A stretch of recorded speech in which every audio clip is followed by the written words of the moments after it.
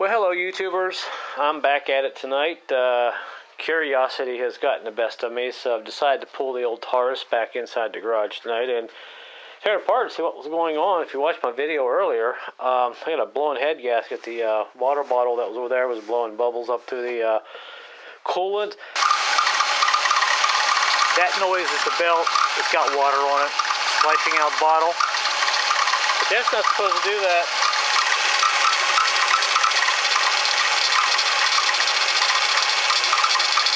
And I knew I had an issue in it, and I got a slight miss. This just happened over the last 4 or 5 days, so decided to go ahead and tear into it. Now, the back head, I replaced. It's in good shape. I just did a compression check, and let me show you what we got on the compression check on all the cylinders. Now, there's what I got for my compression. I got a nice even 110 across the back and a 120 there, which wasn't too bad. And the front side, I got 100 and I got a 95. But sometimes compression checks will not really point to where there's a problem in a head gasket or even a warped head. One other thing you can do is take the spark plugs out and look at them, and that's what I did when I did the compression check. And I did find some variations here, and I think I've pretty much narrowed it down to where what side of the head is bad, which side, well, basically which side of the head is causing me issues. And here are my spark plugs, and hopefully you can see these with the light. I'll have to hold the light with my other hand here and give you a nice look at it. Now, the 3 plugs that you see here, they were in the back, and I don't know if you can see that, but they look really good. They look just like what spark plugs should look like. Nice brown, even wear pattern, and you can see a little diode in the center there. It's nice and white, which means I'm getting a really good burn. Now, the plugs I took out on the front, I'll have to kind of turn the camera around. Now, it's a different story. Look at that center diode there. It's nice and black. It tells me that that cylinder has not been firing like it should. The second one there is not too bad, but the one up here on the other side, it's pretty dark too. It's not clean like these. So spark plugs will tell you a lot if you know what to look for. So, like I said, I've pretty much narrowed it down. It is this front head up here on the front right here that's causing me the issue. So I'm going to go ahead and pull it off tonight and look at it and see what's going on. I've already taken the plenum off. It's real easy to take off if you have the 2000 model. First thing you really got to do is get in there and unhook that EGR valve. There are 2 10mm bolts. Once you get that unhooked, I just kind of push it back a little bit out of the way. You got to be careful because you can break that off down there. And I've already broken it, and I had to pull it off and tack weld it and grind it down and make it fit again. But the intake, which is sitting right there in the floor, it's pretty easy to take off. Once you get it off, then you can get in here and disassemble a lot of stuff. Now, I'm not going to make a 100% step-by-step video on this, but I will tell you I got to take that coil pack off, and I've got to take this intake off and pull the alternator off real quick, and I believe I'll have to take that back valve cover off because there are some push rods that are kind of holding that intake in the way. Then take all this stuff here off, which is not too bad. Then I can go ahead and start taking this head apart. But yeah, this is where my problem is. You can see, like I said, there's the back plug where the new head is, and those cylinders look like they've been burning really good, but this front head, you can tell they're not clean, especially that plug right there. You can see it's nasty brown. It's not doing so good. So I think the cylinder's giving me the problem is right there. So enough chit chat. I'll go ahead and start taking this apart and see what we get into here and see what this head looks like here in a little bit. But I just wanted to kind of do an update if anybody else is having problems. If you can't find your problem with the compression check, a lot of times you can just pull the plugs out and look at them. And by the way, these are new plugs too. They're not that old. So sometimes that's just how it is. So all right, so let me go ahead and pull this head off, and we'll look at it here in a little bit and see what we get into.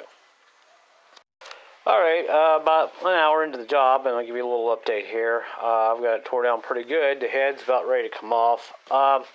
One thing you can do, I usually just take the bolts out of the top of the intake here on this side and just loosen those over there. And there are these star bolts which are, let's see if I can find them here real quick.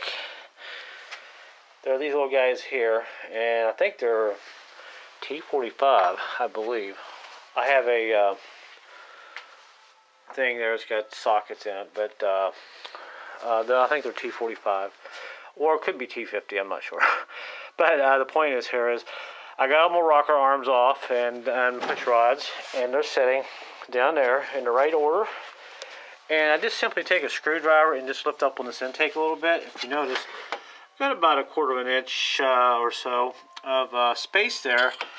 And I can take this head off without taking all this other stuff off. Now, granted, when you break the seal on this intake, you may have a leak when you bolt it back together. So if you just want to get the head off real quick, you can do that. Then when you put your head back on, then come over here and take your valve pan cover off and put your wiring harness out of the way and go ahead and take that intake off and recheck your gaskets and put it back together. So not imperative that you do that if you're just going to tear it apart and not fix it, but I'm actually going to put it back together and fix it the right way and take that intake off and all that. But anyway, all I got to do now is go ahead and pull my head bolts out. I've broken them loose. There are 13 deep wells. I use a 3/4 inch brick bar, and these are all loose. I got my 2 bolts off down there on the bottom of the exhaust. And this power steering unit that sits right here, it's sitting over there. You can go back and look at some other videos. There's 4 bolts that holds it in. Just take the whole unit out.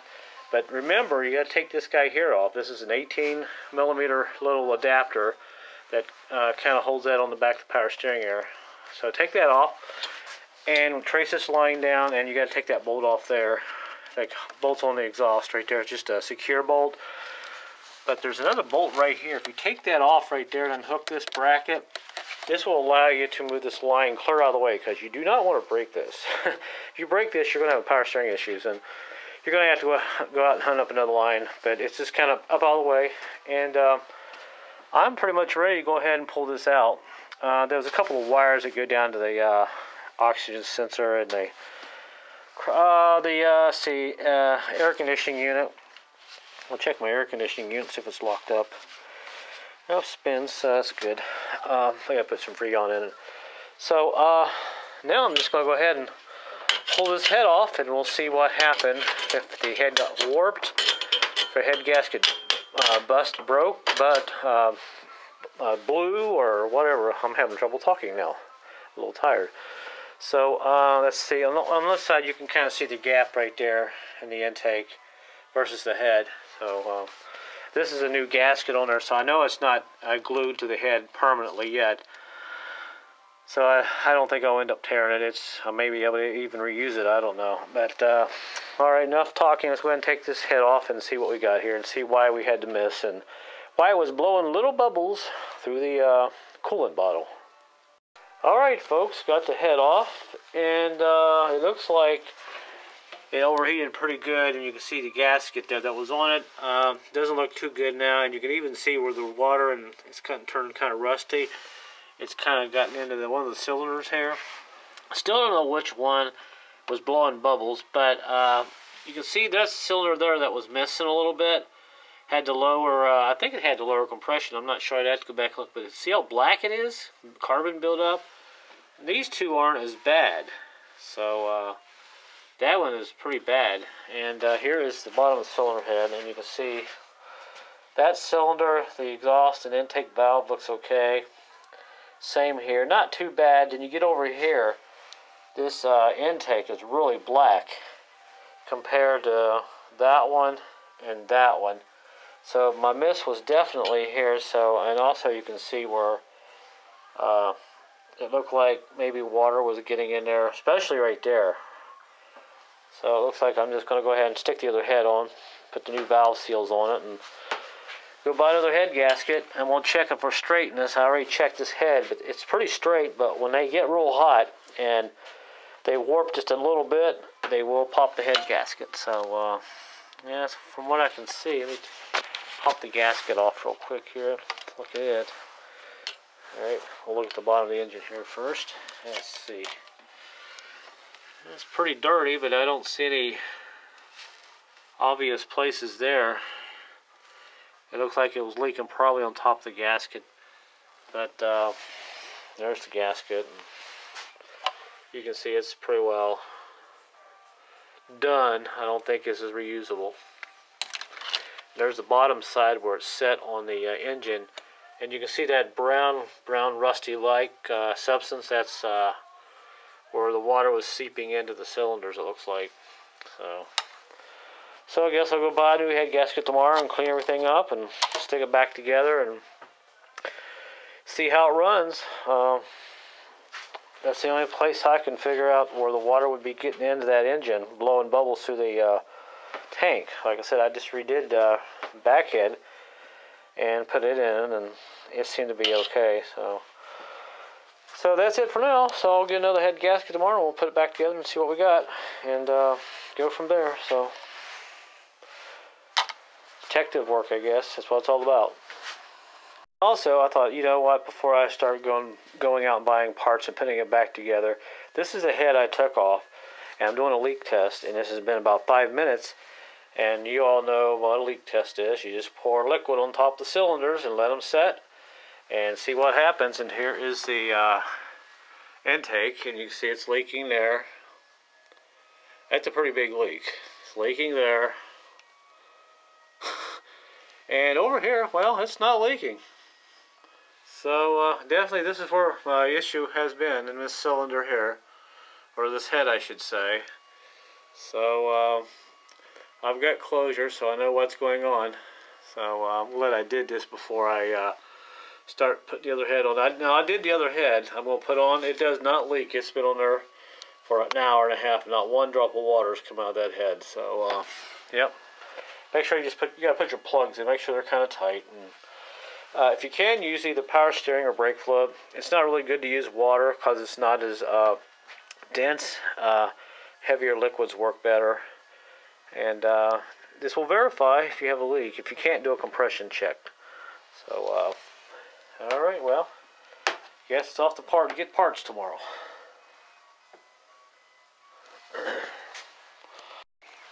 Alright kids, looks like my head is on. All I gotta do now is torque my bolts down. I just dropped the head and the manifold on the same time and kind of guided my bolt down here on the bottom that goes up to the manifold, onto the Y pipe, whatever. I just kind of guided those up in there, and I don't tighten my manifold bolts all the way up. I do that later. It gives me some wiggle room, but it took me longer because I did a test the other day after I put in my new valve seals in it. Then it started leaking, and had to pull two of the exhaust valves out and grind them down. And there's one that was in it, and it's pretty bad. And I had some extra ones, and I actually got it looking kind of like this. The valves look really good in it now. You can see there's the old one, and the new ones look sort of like this. I have a couple extra ones just in case I need them. But it took me a little longer. I had to go get some grinding compound and lapping, and I lapped the valves down on the head, and finally got my all the cylinders, or the valves I should say, sealed pretty tight. I didn't see no more water leaking out of the head when I had it upside down. So long story short there, that's done. Now all I gotta do is go ahead and, like I said, torque my head bolts down and go ahead and start putting it back together, and we'll start it up here in a little bit and see if that took care of the mist and the blowing bubbles through the water bottle that was over there. And other than that, I couldn't find nothing else wrong with it. Like I said, the back head has been replaced. I know it's in good shape, and this one now has been replaced. And I'm going to do a compression check here in a few minutes, so we'll look at that. We'll just do a quick compression check and compare it to the old head that was on it. As you see here, I kind of got myself into a valve job. I went inside and I decided to go ahead and check a few valves, and I found out this exhaust valve was completely burnt. And if I push it out, you might be able to see. Well, I got my drill there. Okay, you can see I'm kind of lapping it there. That's just about done. I'm just going over it, just kind of clean it up. But this one here, the intake, it's done. You can see it's nice and clean, and no more pits. And here's the valve that I lapped. It looks really good. I had almost no compression on this cylinder here, and turned out I think the exhaust valves were or the exhaust valves get all the abuse. They're always the ones that seem like they go bad.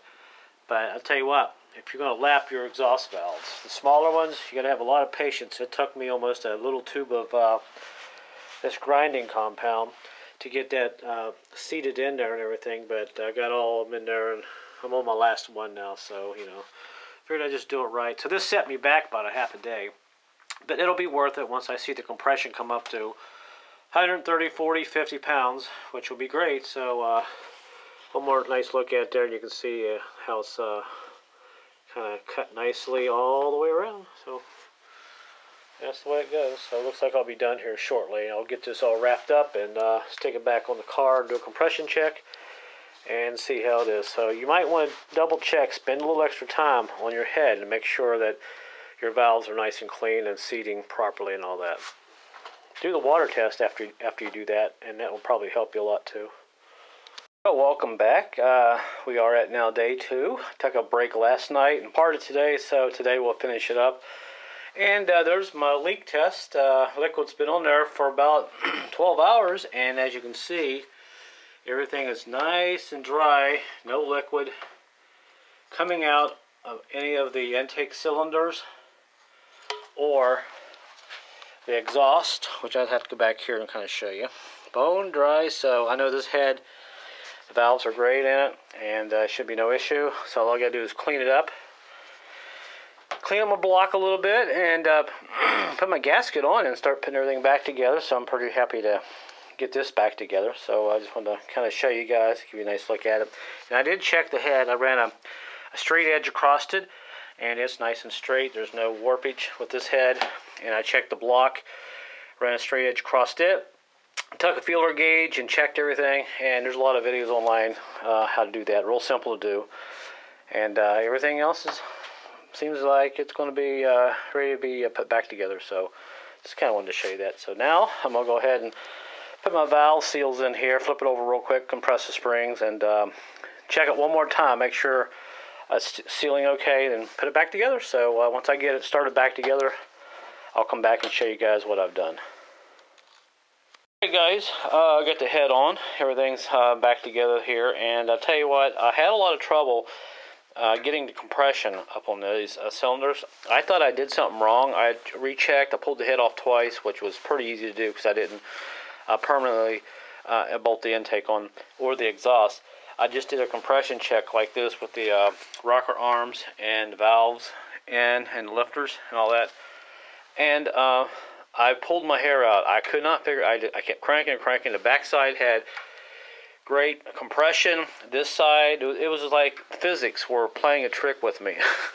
Couldn't figure it out. So this morning I thought, well, what if I squirt a little oil in each cylinder, get those cylinders real wet, and lo and behold, all my cylinders came right back up, compression like it should, and I was shocked. I couldn't believe something as simple as squirting a little bit of oil in those cylinder heads, let the oil get around the rings so it becomes a wet test, made up 100% difference. And here are my back head results from the other day, and those were actually dry. And here are my results from my head I was having trouble on before I took it apart. And you can see the 100, 195, kind of low. Now when I put my new head on and did it wet, look at the pressure here, how it came up. 160, 210, 170, that's incredible. It's amazing what a little bit of oil will do. And of course that is the new reading there. So if you're having the same issue, you put your head on and you do a compression check just to verify everything's working. Don't freak out. Squirt oil in your cylinders first just to verify that they're sealing and everything. And there's what I got right there on the cylinder. I forget which one this is. This is the first one up here next to the passenger side on the front of the engine. And that is 160. That's incredible. I'm happy. So looks like I'm going to be putting this together. So a little tip there. Don't freak out, because I went online, checked everything, and I thought, well, there's nothing I could have done wrong. All I did was take the head off and put a gasket on. And then I came back. I kept losing pressure till the whole side. I had no compression whatsoever. But it's amazing what a little bit of oil will do for your compression. And just another little note, and granted, my cylinder compression is sort of all over the board. That's probably because I got more oil in one cylinder in the other, making the difference there a little bit. But 210, that's a cylinder I had trouble with. I really couldn't get up, and I just pumped a bunch of oil in it, and it brought it right up. So that's probably why that cylinder is just a little bit higher. It's very wet. I like things wet. Well, hello YouTubers, I'm back on this crazy February. I've never seen weather like this in my life. It's been so warm this month. Makes you kind of wonder what the rest of the year is going to be like. We'll probably have a big blizzard in March. But anyway, there it is. It's done. Got it all back together. Took me a day or two. I kind of slowed down and had some other projects I have to do, but you can see my $500 car coming along pretty good there, and cleaned up the headlights. Have a little secret how to do that, but you can see the body's in really good shape, and I don't have much wrong with it now. Although, since I put it back together, I have a slight miss. I've got a suspicion the coil pack could be getting bad. It's not a continuous miss, it's just a rare miss. It'll misfire a couple times in high gear, then it'll go away. But I don't know, that's something I would deal with later. But there's the look at the engine, got it all back together. Two things I will tell you about a Taurus, these 3.0s, the 12 valve, the Vulcan engines. You got to run them with a thermostat. Thermostat is over here on this side right there. Make sure you keep your thermostat in, because that engine does not like leaving the thermostat out. I had my thermostat out, trying to flush the engine out real good with pure water, because I didn't want to waste antifreeze, and it kept overheating on me a little bit. And I had this bottle way too high, and if you fill this thing up way beyond the marks right here, it's going to puke it out. It's designed that this bottle is only supposed to have about a half a bottle of fluid in it when it's cold. So beware. So I put the thermostat back in it, and put new antifreeze back in it. It's never overheated. It's been fine. I've been driving it, and the temperature gauge inside doesn't go past half, and the fan will probably kick on here again. It just kicked off before I started talking. But you can hear the engine. It sounds really good. I'm gonna give it a little bit of gas.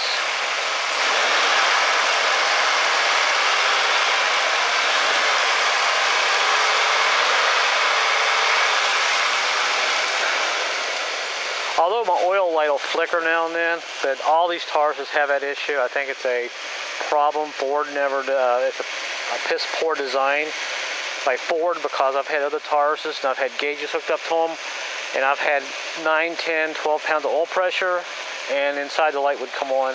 It's something weird going on with that, but most people just put heavier oil in them and it takes care of the issue. But there's another look at it. I want to give you a look inside of it real quick. It's all cleaned up. Nice and clean, not bad for $500, huh? It's amazing what a little elbow grease will do. And you can see, I may have to turn lights on, it's getting kind of late. You can see the temperature gauge is right where it should be. It's only got 145,000 or 143,000. I put a couple thousand on since I've had it. There's a look at the top of it. The seats are pristine. I mean, they're in excellent shape. Maybe just a little dirty. I gotta wipe some dust out of it. And there's the back of it. You can see it's got the middle seat for a third person in the back, and the headliner is in perfect shape. No tears whatsoever. I don't even think it's ever been smoked in. So I didn't go wrong for $500. And here's a look at the back of it real quick. So if you're on a budget and you're trying to get out of your hole, and if you don't have a lot of money, like a lot of people don't these days, and you can get you a decent car if you can work on it a little bit and get yourself by. I've already got it sold. I got someone wanting to buy it already. I haven't even advertised it. They just saw it and saw me working on it. So there's another look at it real quick. But that's the only thing I can tell you. If you're having overheating problems, make sure your engine's flushed out real good, and make sure you put the thermostat back in it, because for some reason that thermostat has to stay in there. because of the way the engine is designed for the coolant flow through it. And if you try to unplug, or I should say if you try to plug up one of the tubes in the back for the heater core to get more heat, because you don't want to flush it out, it'll send your temperature gauge all over the place. It's designed a certain way for the flow to go through that engine so it doesn't overheat. So trust me, if you take a thermostat out and you run it enough, it'll try to overheat on you. And you can see my bottle level. I don't know if you can see it down there. It's about right about there. And I don't want to take it off and burn myself, but that's not another look at it here. We'll back up. Kind of slow day, so I figured I'd just wrap this video up. Both heads are on. I got new gaskets on them.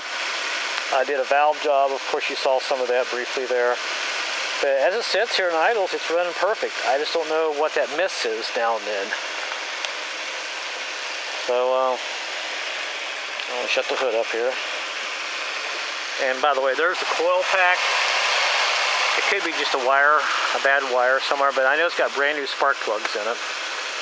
And the compression is really good in the engine. And there's another look at it.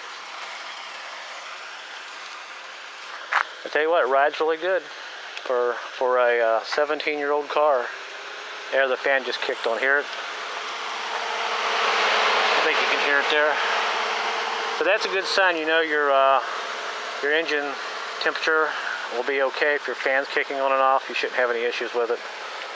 So that's about it, guys. I mean, give you one last look at it here as the day gets kind of late. So I thought I'd make a quick video. So there you go. Till next time, I'll start on some projects here soon. Find something to do. It's always something to do, it seems like. Looks like I'll be working on the Expedition next, putting a intake gasket on that. I got a PO 420 code on that. So, all right. Thanks for watching, guys. Good luck with your Tauruses. If you have any questions, I'll try to answer them later.